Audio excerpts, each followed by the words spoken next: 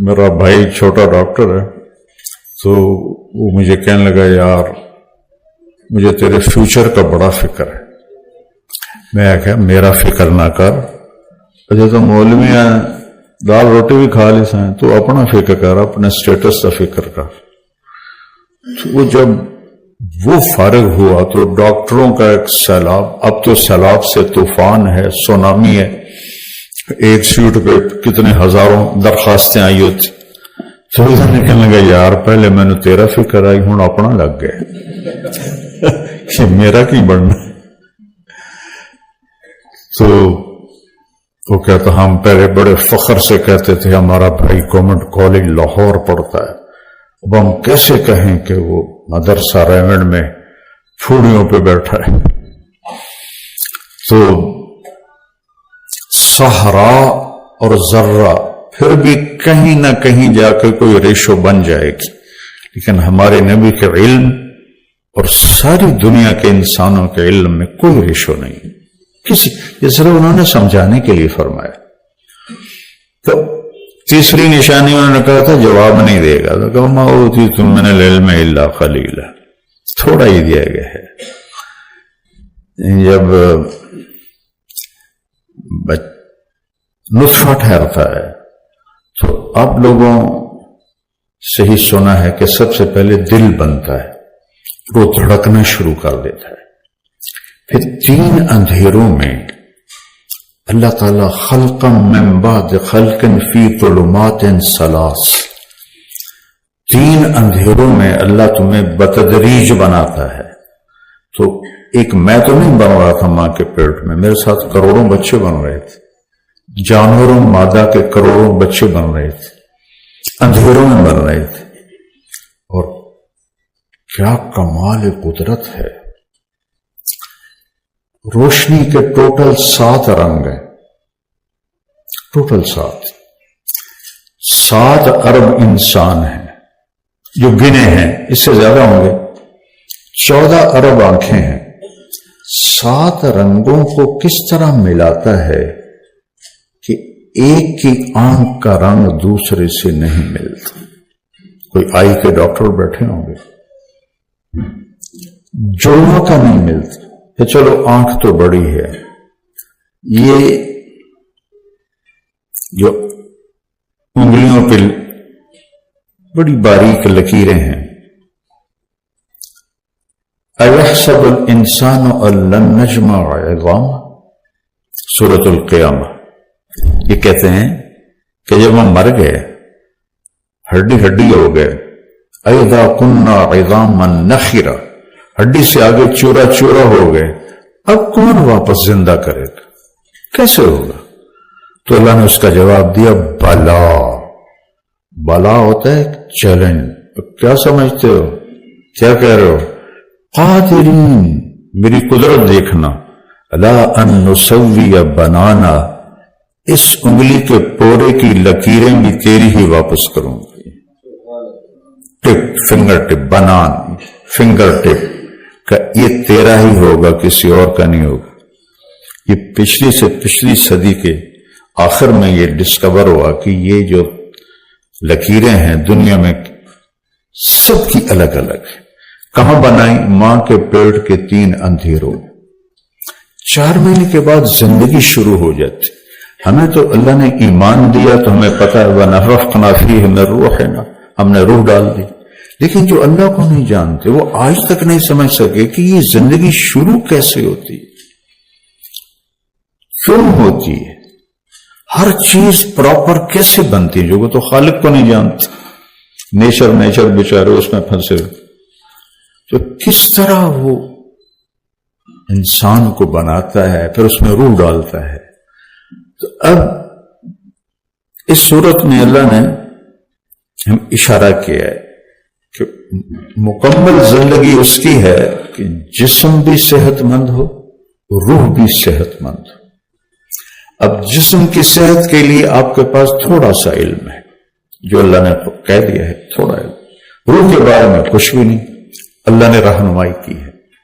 تو اللہ نے یہاں 4 چیزوں کی قسم کھائی ہے، 2 غذائیں ہیں اور 2 روحانی مقامات ہیں. پہلی دو کا تعلق جسم سے ہے اور دوسری دو کا تعلق روح سے ہے.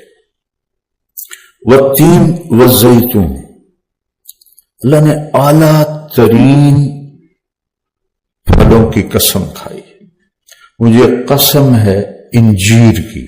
میرے نبی نے فرمایا دنیا میں واحد ایک پھل ہے جو جنت کی مثال ہے. تو صحابہ نے پوچھا یہ وہ کیا ہے؟ کہ انجیر، کیونکہ جنت کے پھلوں میں گٹھلی نہیں ہوگی تو انجیر میں بھی گٹھلی کوئی. اور آپ نے اس کے بڑے فوائد بتائے. وہ زیتون، اور زیتون کے بھی آپ نے فوائد بتائے ہیں. قرآن نے جن جن غذاؤں کا ذکر کیا ہے وہ صحت کے لیے اعلیٰ درجے کی چیزیں. یہاں اللہ نے دو اعلیٰ غذاؤں کی قسم اٹھا کر ایک پیغام دیا ہے کہ تسی سموسے پکوڑے کھاون واسطے نہیں جمے ہو، سلیکٹڈ غذا کھاؤ. یہ علم آپ لوگوں نے سیکھا ہی نہیں کہ غذا کیا ہونی چاہیے. بس آپ نے سنی اور 5 دوائیاں لکھیاں جاؤ. او بھائی کیا کھانا ہے، کتنا کھانا ہے، کس وقت کھانا ہے، اگر یہ آپ ان کو ایجوکیٹ نہیں کریں گے تو کوئی میڈیسن اثر نہیں کرے گی.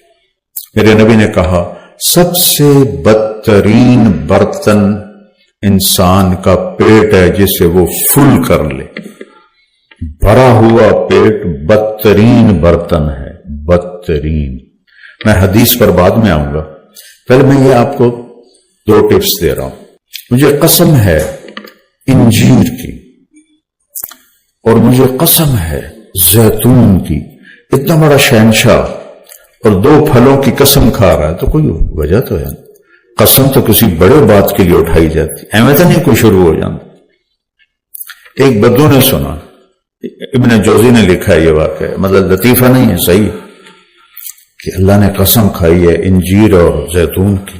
میں کھا کے تو دیکھا، انجیر کھائی تو میٹھی، تازہ تو بہت ہی مزیدار ہوتی. کہنے لگا واقعی بھائی صحیح قسم ہے. زیتون کڑوا ہوتا ہے. ابن زیتون چکھا تو کہنے لگتا ہے اللہ نے چکھے بغیر ہی قسم کھا لی ہے اس کی. ابن جوزی نے واقعہ لکھا ہے، لطیفہ نہیں سنا رہا. تو ان 2 غذاؤں سے آپ کو ایک غذائی چارٹ بتایا جا رہا. اب اللہ نے سارا تو نہیں بتانا، اشارے کرنا کہ غذا سلیکٹڈ ہے. آپ اپنی گاڑی میں چند لاکھ کی، چند کروڑ کی، آپ کو پتہ چلے یہاں پیٹرول ناخالص ہے تو آپ آگے چلے جاتے. یہ سزوکی والے آگے چلے جاتے، نہیں یار گندا پیٹرول ہے. اس کا تو بدل بھی ہے، لاکھوں گاڑیاں کھڑی، لاکھوں لینڈ کروزر ہیں، کروڑوں ہیں، لیکن یہ جو بدن بنا ہے یہ اور کسی کا نہیں ہو. اس کی کوئی ریپلیسمنٹ کوئی. یہ ایک بال نکل جائے پلکوں کا، کوئی لگا کے دکھا، بے بس ہے اللہ کی قدرت کے آگے. انسان اور انسان کا علم کتنی ترقی ہو چکی ہے میڈیکل میں، ہر لائن. میرا بھائی ماشاءاللہ بہت بڑا ڈاکٹر ہے، کارڈیالوجسٹ. مجھ سے کہنے لگا طارق میاں اللہ کی قسم ہماری روٹی لگی ہوئی ہے، ہمیں کچھ پتہ نہیں اندر کیا ہو. اللہ نے ہماری روزی لگائی ہوئی ہے، ہمیں کچھ پتہ نہیں اندر کیا ہو. تو جسم کو ٹھیک رکھنا ہے تو غذا، اور غذا کا طریقہ اپنے نبی والا اپنانا ہوگا کہ صحت مند غذائیں. یہ جو جنک فوڈ ہیں اور یہ جو آپ کے ڈرنکس ہیں یہ سب تباہی ہیں. جن کی پریکٹس چل گئی ہوتی ہے ان کو تو ہوش ہی نہیں ہوتا کہ مریض کو کچھ سمجھانا بھی ہے. ان کو ہوتا ہے کہ اگلا آوے تو میں فیس چھکا. ان کو یہ کوئی ہوش نہیں کہ میں اس کو کوئی فائدہ ہی کر دوں. دیکھو جب میں نے ڈاکٹری چھوڑی تھی اور مولوی بننے کا ارادہ کیا تھا تو مولوی ایک گالی تھی اور ڈاکٹر کا قد چھت سے لگتا تھا کیونکہ وہ ڈاکٹر تھے. اب میں ہاتھ جوڑ کے معافی مانگ کے کہتا ہوں کہ آج ڈاکٹر بہت تھوڑے ہیں، سارے کاروباری بیٹھے ہیں. وہ مریض کو ایز اے مریض ڈیل نہیں کرتے، ایز اے کسٹمر ڈیل کرتے ہیں. پیسے کی ہوس سب کو لپیٹ میں لے لیا. طب تو علم دین کے بعد جو سب سے بڑا علم ہے وہ طب ہے، کہ انسان کی ذات کی ہمدردی میں براہ راست سے علم اللہ نے اتارا ہے۔ کسی نبی نے طب کے بارے میں کچھ نہیں بتایا، ہمارے نبی کی طب پر پوری حدیثیں موجود، اور دو بڑی مضبوط کتابیں ہیں، ایک علامہ ذہبی کی اور ایک ابن القیم کی، اس میں آپ نے کھانے کے سارے طریقے بتائے۔ تو غذا الا بلا کھانا، اس کے بعد کوئی میڈیسن اثر نہیں کرے گی۔ غذا سلیکٹڈ ہو، جو جسم کے لیے خالص ہو، فطری ہو، نیچرل ہو، جتنا اس کے آپ قریب جائیں گے۔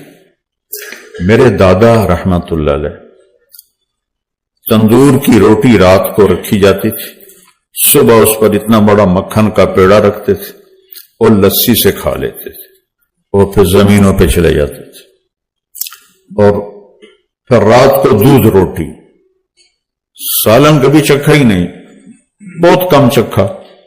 ان کا ہوا اپینڈکس کا مسئلہ، تو لاہور لے گئے ابا جی، کرنل امیر الدین رحمت اللہ علیہ ایک بہت بڑے مشہور سرجن تھے میو ہاسپٹل، جب ان کو لے گئے آپریشن تھیٹر اور انہوں نے ٹیکا نکالا نا وہ بے ہوش کرنے، اگر نے وہ کی کرنے لگے ہو بھائی تو بے ہوش کرنا ہے، کہ کیوں؟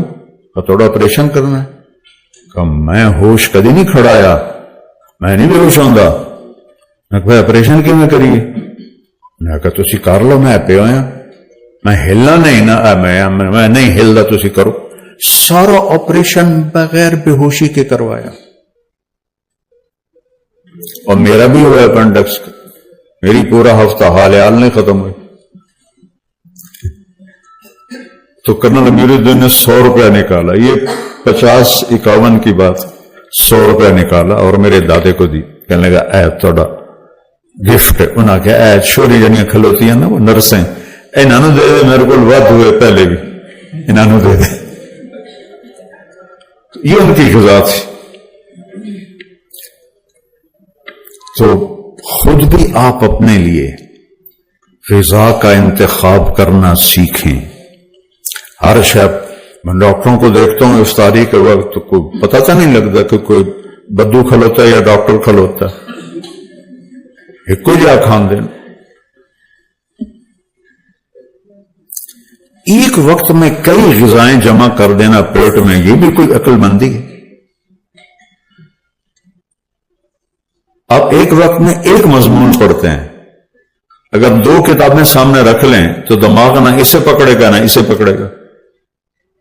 تو اب معدے میں 10 غذائیں ڈال دیں تو معدہ کس کو پکڑے گا کس کو چھوڑے گا؟ پہلے تو آپ سیکھو کہ کیا کھانا ہے، اور مریضوں کو بتانا ہے، صرف نسخہ پکڑا کے نہیں دے دینا، نہیں تو ایسے ہی تمہارے فیسیں بھرتے رہیں گے اور بیماری اپنی جگہ پر باقی رہے گی۔ دوسرا اس کے ساتھ حدیث کو جوڑوں کہ آپ نے فرمایا کہ بدترین برتن وہ پیٹ ہے جسے بھر لیا جائے۔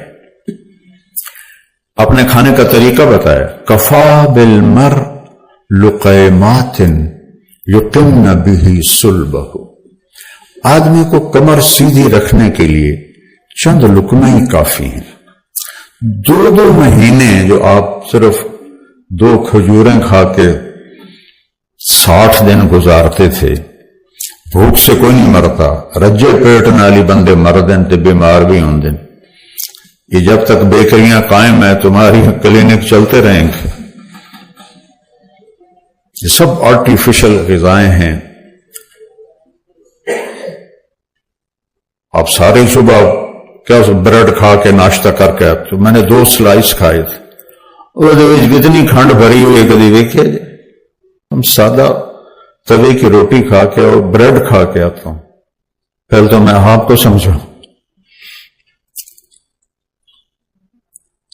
اس کے بعد میرے نبی نے فرمایا، اگر کوئی کہتا ہے جی نہیں میرا چند لقموں سے گزارا نہیں ہوتا، تو پھر فَأَمَّا إِذَا أَبَى،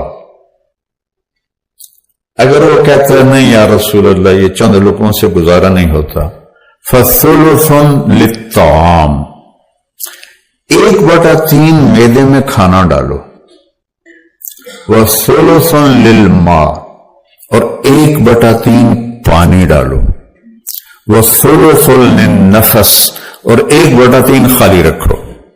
بیمار نہیں ہوگے، کوئی تقدیر آ جائے تو الگ چیز ہے، بیماری نہیں آئے، کھانے کی وجہ سے بیماری نہیں آئے، اس میں کوئی کمی بیشی بھی غذا میں ہو جائے تو اگر یہ 3 حصے ہیں تو معدہ برداشت کر لے گا۔ میرا ایک دوست ہے، بڑا اچھا ڈائٹیشن ہے دبئی میں، انڈین ہے، ڈاکٹر افتخار۔ میں نے کہا یار مجھے بھی کوئی ڈائٹ چارٹ بنا دو، تو اس نے سارا مجھے لکھ کر دیا، کہا کھانے کے بعد پانی نہیں پینا۔ میں نے کہا پانی پینا تو حدیث میں آتا ہے، یہ جو میں نے ابھی حدیث آپ کو سنائی۔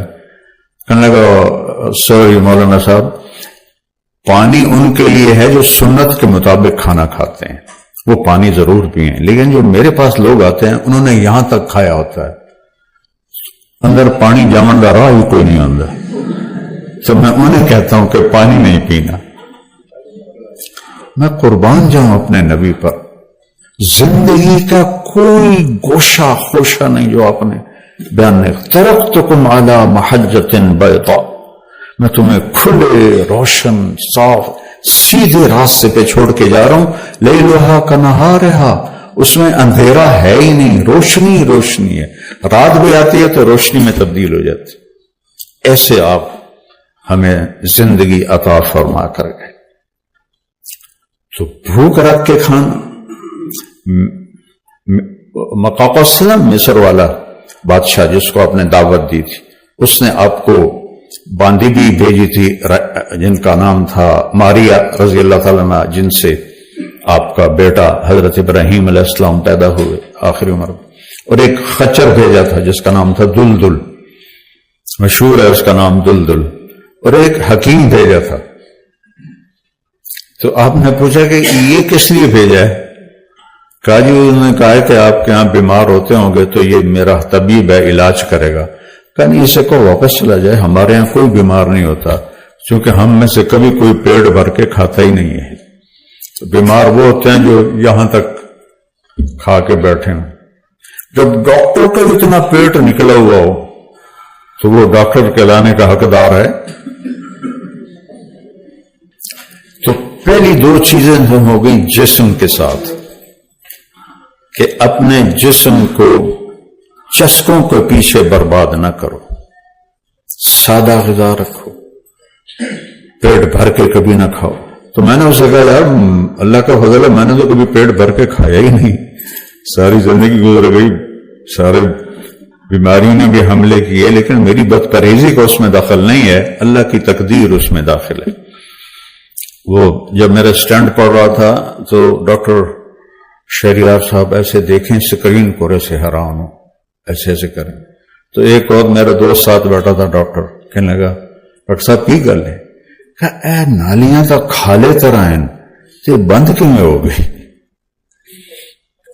کہ ڈاکٹر شہریار کے الفاظ تھے۔ تو وہ ایک تقدیر ہے، وہ تو الگ چیز ہے، اس پر ایمان لانا فرض ہے۔ وَنَبْلُوكُمْ بِالشَّرِّ وَالْخَيْرِ فِتْنَةً، ہم تمہیں آزمائیں گے، دکھ دے کر بھی سکھ دے کر بھی۔ ہمارے نبی بھی بیمار ہوئے، اور آخری جو مرض الوفات ہے وہ تو 13 دن آپ کو رہا، سخت بخار، سخت بخار۔ اب پیالے میں پانی ہوتا تھا، بار بار پانی لے کر ماتھے پر لگاتے تھے، سر پہ لگاتے تھے بخار کی شدت کی وجہ سے۔ تو پہلا سٹیپ ہے کہ کھانا کیا ہے، وہ میں نے مختصر آپ کو بتا دیا کہ وہ غذا جو اس بدن کی ضرورت ہے وہ اس کو کھلائیں۔ میں تو شادیوں میں جاتا نہیں ہوں کہ وہ رات 10-11 بجے کھانے کھلتے ہیں، میں 10 بجے سے پہلے سو جاتا ہوں۔ 1-2 دفعہ گیا تو رات کو حلوہ پوڑی چل رہا تھا کھانے کے ساتھ، میں کہا تھوڑا بیڑا غرق ہو گئے، یہ حلوہ پوڑی کھا کے تو آندا آیا بچے نے اٹھیاں دا کنا بھی کھاونا ہے، تسی آ لی پھر بریانی بھی کھاونی ہے، تو جا کے تسی سو جاونا ہے، تھوڑا بڑھنا کی ہے۔ تو میرے نبی نے ہمیں یہ درس دیا ہے، اپنے خود بھی سیکھو، اپنے مریضوں کو بھی بتاؤ، تب جا کے آپ کا کلینک کا حق ادا ہوگا۔ اور نمبر سارے کارروائی دار بن چکے ہیں، اب تو ڈاکٹر پوچھنے کی تکلیف نہیں کرتے، پہلے اسسٹنٹ بیٹھے ہوتے ہیں، وہ بی پی چیک کرتے ہیں، وہ ساری ہسٹری لیتے ہیں، وہ ہسٹری ڈاکٹر کے آگے رکھ دی جاتی ہے، وہ نسخہ، وہ ہسٹری دیکھ کے نسخہ لے کے اس کے ہاتھ میں پکڑاتا ہے تاکہ جلدی مریض فارغ ہو، پچھو 5000 ہو رہا جائے۔